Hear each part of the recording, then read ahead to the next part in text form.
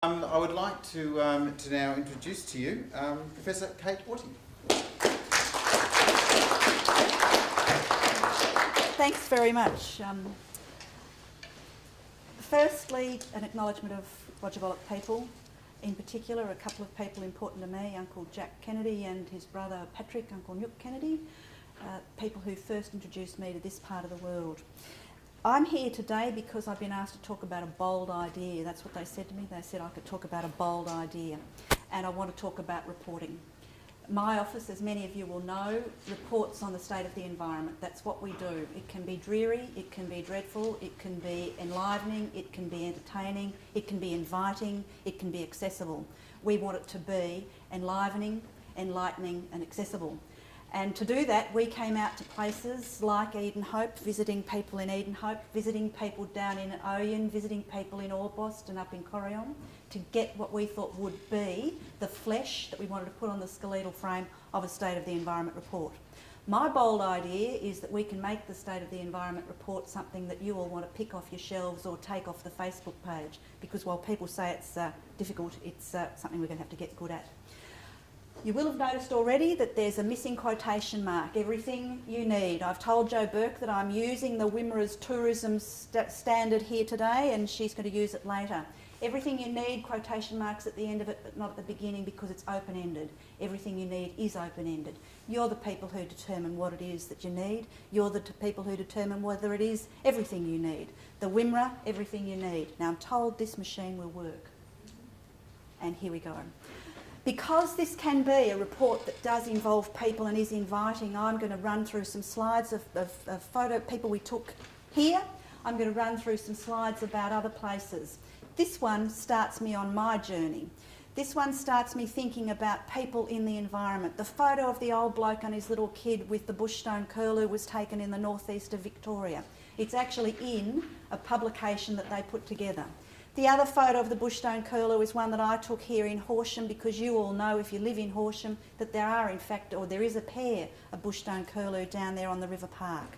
People can be in the environment and they care about the environment. The point that's come through to us in everything that we've done across the state is that that's what people would like to see reflected, because it invites people to think about what more they can do, what more they can do about sustainability, what more we can do about changing things. We've decided that apart from thinking about people in the environment, we want to think about things that aren't relics. And I use these photos really advisedly, because you all know that the Wimmera River is one of the places where you can hardly take a step without running up against Aboriginal people's cultural heritage. Everywhere there's a canoe tree, everywhere there's a coolamon. These are here because these are the ways that we've seen Indigenous people in the landscape for many years, and up until recently that's what we thought it was all about, relics. They're fabulous things, but they are in fact relics, and we need to understand that we're all part of a way of being in the environment, and a State of the Environment report can be a way of expressing that. When I picked up on what was happening in relation to Indigenous people and the State of the Environment reporting that we were doing, I thought that there were other ways of thinking about their involvement in the landscape. And this photo is here specifically, although it's not about the Wimmera, to say that there it is, Brambuck's there. Brambuck's a place that talks about a living culture, talks about the oldest living culture in the world. Here we have Brambuck, and here we have what went past it, the torrent through that town last year. And in relation to that, I've included this slide because I wanted to say we go from the relics in the past to the future and the present. And the present's about challenges. It's about the sorts of challenges that we're all going to confront, and we need to reflect those in reports. This is in fact a photograph that we've used, and we've had it provided to us by Parks Victoria, and we've used this photograph to say that people are out there doing their bit, helping out, sandbagging, doing stuff that doesn't affect their house or land, but affects everybody else. And I've used this specifically to say that we're thinking about movement, we're thinking about the way we are in a moving landscape. If you go back to the photo before it, here's the torrent, here's the response. The response is all of you, the response is everybody, the response is people coming together and saying we can do something about this. And of course it's people giving that extra bit and doing so generously, like what I've experienced from Indigenous people, a generosity of spirit that you could hardly anticipate would be there for all sorts of really complex reasons. This photo is in fact my young staff member Emma. Some of you will have spoken to Emma at the landslips that were something that you had to deal with here in this region and that had a marked impact on tourism, that drove in some respects people away from the region. We need to be saying that these sorts of things are important and that a person in an environment is as diminutive as this. We are tiny in the environment. We need to understand ourselves as being tiny in the environment. We're not all, if I go right back, we're not all as big in the environment as this photo suggests with that old bloke with his hat and his kid. We're not big in the environment, we're tiny in the environment. And we need to recognise that in reporting. My bold idea in reporting is that we need to say that to all of us. We're small in the environment, but we can be big in the environment. Members of my team and I and members of this audience and people all over Victoria have been out there trudging down the valleys, carrying along these tree guards, sticking in the trees, digging up the holes, being part of a community that concerns itself with how we do rehabilitate the landscape. And this is what people are doing. And in fact, this particular photo, as I understand it, includes some of the partnerships that we know we need to reflect in reporting. The partnership that is something around which Hindmarsh Project is based, which involves people coming up from Melbourne from Port Phillip, coming up from Melbourne itself to be part of that. And they've done it, as I understand it, for the last 15 years. This is the way that people are out there doing this sort of thing, thinking about how we rehabilitate things. And here they are coming home at the end of the day. The person coming in from the field, having ploughed the lower 40, coming in from the day. That end of day fatigue that we all feel when you've carried those buckets out to water those trees in a drought and you say to yourself, when will this ever cease? And I've done it and you've done it. And here are people putting the trees in the ground, which some of us will probably be out there watering over time. Coming in from the field, Project Platypus. Project Platypus, which has taken so much time and trouble with so many people to think about a biolink between the big and the little desert, involving people in the Hindmarsh Project and Project Platypus and thinking about the way that it does in fact expand. And there are difficulties. We know that there are challenges. We know that there will be things that confront people. But we need to celebrate what people are doing and find ways to reflect on it that tell us how to do things better or differently. Now, you might not be able to see these two slides, but I've used them advisedly. Here's the fellow putting together the tree guard ensembles, because this is what we're now doing. And here's the fellow in the pioneers. He's sitting on the tree stump, he's cut down the tree, the thing to his right is his axe, and facing him is his wife and child. This is where we've been and where we're going. This is what reports need to be. I'm not suggesting for a minute that I'm the greatest imaginer of this other way of seeing reporting, but I do know that if we pick up on this sort of thing, we're going to involve and engage people in what we want them to get out of the reports we produce in ways that we haven't in the past. I looked around this room as you all looked at that slide and I saw many of you smile. You smiled because it spoke to you. It spoke to you about the sorts of things it speaks to me about. I've been there when people have chopped down the trees, and I've been there when people have replanted them. And I know that we celebrated the pioneers, and I know that this part of the world, in fact, started a lot of its life with that awful grisly soldier settlement that ground people into the ground.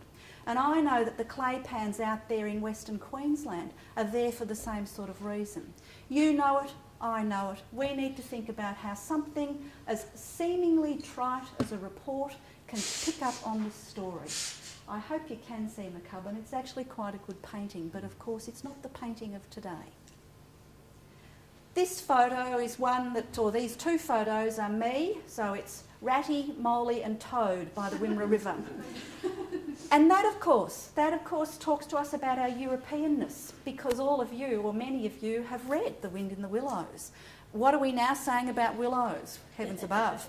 What are we now saying about the Wimmera River? How many of you, and I know you did, walked the Wimmera River as the water came down it after the drought? How evocative was that for us in places as diverse as Melbourne and places as still wet and moist as Orbost or Corryong? Here we are, Ratty, Moley and Toad by the Wimmera River. I have to be towed, although my nickname is Ratty. I have to be towed because I'm the person who drove in. I didn't come in a canary yellow cart. But here we are also by the Wimmera River, a river that is core and kernel to people in this part of the world and always has been. A river that now is back in there, right up there with the way in which we need to re-irrigate or not irrigate or think about farming practices. And we need to think about how we're going to incorporate that story in reports, because it's about sustainability, it's about facets. All of you will know some of the people in this photo, the no-till farmers. All of you will know that there are diverse views about no-till farming. But many of you will know that no-till farmers, of course, at this stage of the cropping round, are telling us that they're going to have a good harvest. And of course, tragically for people in the United States, the reason that our harvests are going to be so bountiful this year is because other people are struggling with drought. Other people are struggling with a drought that they haven't known the like of for generations in the US. And the reason for that, we're told, is climate change. Here we are, no-till farmers and what they're doing. Here's a meeting that we held, and we want to make sure that these sorts of things are also reflected in our reports. We held this here in Horsham.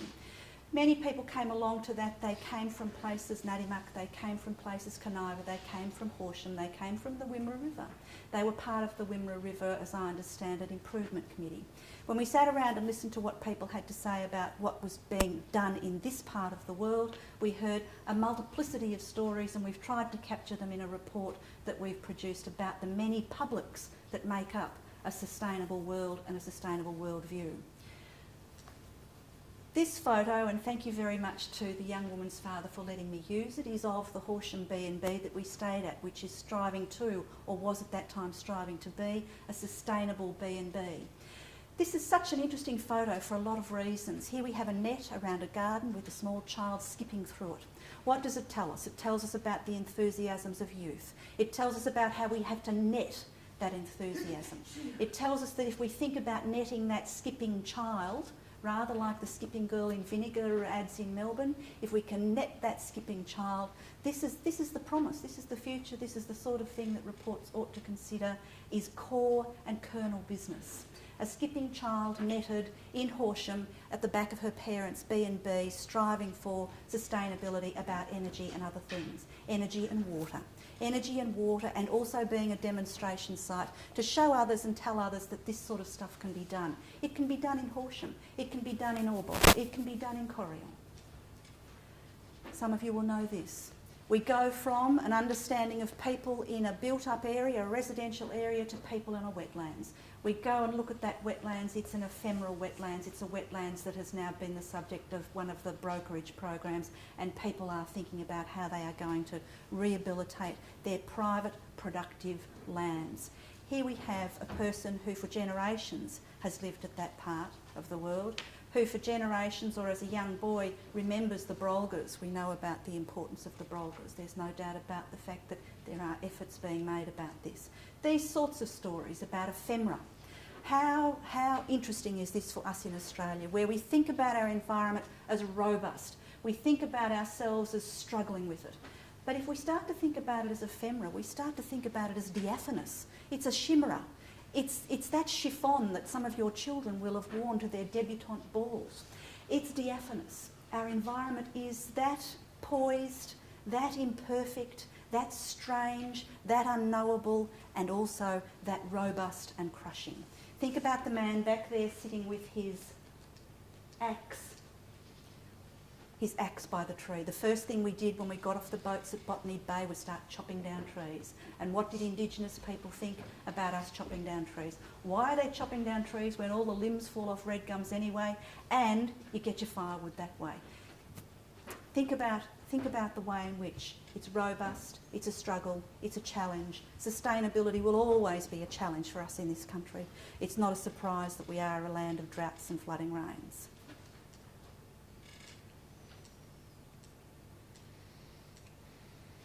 Caniva, and young people's roles. Conniva and young people recycling. Here we are at Conniva, at the school, where everything is about agricultural science, but because it's about agricultural science, it's about sustainability. Everything they do at Conniva is under the rubric of agricultural science, thinking about ways to keep kids in the bush, thinking about making sure that they're not just staying here because they can't go somewhere else, but they have a career, they have a place, and they're part of a sustainable worldview. Conniva. There we are with their bicycles. As we went around the Conniva school, they were recycling the woodwork for their woodwork. As we went around that school, they were recycling computers. As we went around that school, they were bringing in books and Bibles and glasses frames. And they were bringing them down to Melbourne. They were giving them to Rotary, and Rotary was again recycling them. Those children at Conniva are our best great hope. They're part of you, and they're part of this community, and they're part of what we ought to be reflecting in my bold idea of a State of the Environment report. Many of you will know the little desert park, and here we are of an evening, and here we are with wildlife. It's also about that. It's about trying to find places where there will be refugia. It's about trying to make sure that if that refugia is there, it's connected, it's linked, it's part of what we see as necessary for sustainability. Some of you, and I don't know whether there's anybody here today, the Nil Community Garden, this is a testament to people's desire to be in an environment that's sustainable. This is a testament to people's determination. This is a testament to the way in which the power of a few will make an impact. This garden is going to involve the Karen, it's going to involve Love Duck, it's going to involve the people of Nil, it's going to involve young people, it's going to involve disabled people, it's going to involve health. All of those things come together to bring us something that is in fact a compendium of sustainability opportunities. And I hate the word opportunities because it's one of those plausible deniability words, but that's what this is about. It's a compendium of opportunities. And many of you will remember this. This is what happens when our infrastructure falls sway to what's going to happen to the environment in circumstances where there's a massive flood go down the Wimmera. And that's the sort of thing that we're dealing with all over the world. It's the sort of thing that Yale and Stanford and New York and everywhere else are talking about. They don't have a Dimboola weir, but they have other things they're concerned about. I took this photograph. I took this photograph because I wanted to say, here's what we will be looking at in relation to infrastructure, and we need to factor that into our understandings and appreciations of risk associated with our desire to have sustainable lifestyles. Finally, this is the sort of thing that we could be producing for a State of the Environment report.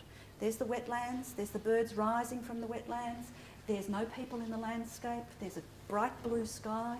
This is the horizon we're all familiar with. This is probably a photograph we're all familiar with in things like State of the Environment reporting. But what does it tell us? Let's go back.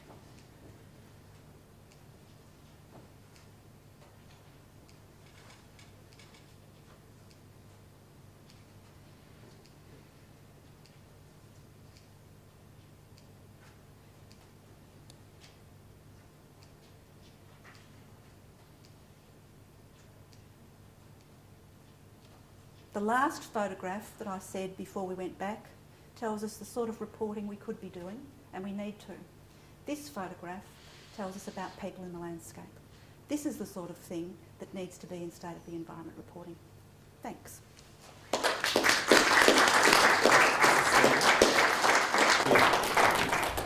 Thank you very, very much, Kate, for including ephemera, chimera and diaphanous in one You forgot chiffon. You forgot chiffon. I've never heard that before. Look, we've got just a couple of minutes. Has anyone got any questions they would like to ask Kate following that wonderful visual journey? Or comments, please, because that wonderful visual journey is not something I usually do. I'm usually hopeless with these sorts of things. I've had to learn a bit about technology. Mandy? I just wanted to report to Kate, we had a report from the golf course the other day, and they said that we have some extra curlews have returned post Fantastic. the golf course. I'm very happy to hear that. I think they're one of the great ephemeral birds. The other word I almost wrote down. I mean, it is actually amazing. We don't often think about the soundscape of the environment as well, and the role that birds like the curlews play in actually giving us all those evocative memories of youth. it's quite incredible. Just on that, just on the curlew, can I just say, not being a technology person, I did get myself onto the field guide that the Museum Victoria has available as an app, for those of you who understand about apps, and they have an app that has the sounds of birds, frogs, etc. on it, and the curlew is on it with its sound. Somebody has recorded the curlew's cry, and you want to scare the bejesus out of your grandchildren, that's the way to go about it. It does indeed. I spoke to Kate a little while ago about, you know, what could you talk about? I said, what's the big idea? And she said, my big idea is about reporting, and I went, really? No, how dull. Now I get it. So thank you. So we have another question over here. I think during the slides you sort of talk about sustainability as referring to the past all the time. I may have got that wrong, but I think really we've got to look towards the future and not rely on what's been done in the past. And I think we've also got to give history a bit of a flick for the sake of a better description to take on new roles. And yeah, I take your point about how I've spoken about it. My other life is as a historian, but I hope that this particular slideshow does take us through the future. The no-till farming. Coming back to the trees, we are going to have to start cutting those trees back down again that we are now planting, because they're the only true sustainable form of energy we have. We're going to have to be cyclical. We're going to have to start thinking cyclically. But couldn't not agree. The population we have at the moment. Yeah, and that was the point that's been made already today. Yeah. Okay. What actually reporting requirements does the government place on you? The government says that we have to make a State of the Environment report. The government says that we can incorporate in that recommendations, and the government has to respond to our recommendations in 12 months. So it's pretty open. We don't have a sanctioning power. We're not like the Victorian Auditor General. I can't haul a Secretary of the Department in to answer questions. We don't have that sort of power. The Auditor General does. And we don't have the sanctioning powers of the EPA, for instance. We don't have any power to fine people or cite them for prosecutions or anything. We're a reporter. But we can do this. We can do this sort of work which I think says to people, reports are vital and they're vibrant, and we need to do that better. It's about science communication, and we've heard a lot of comments about our inadequacies in terms of science communication. We need to be talking to people about these issues and making sure that what we do has a life.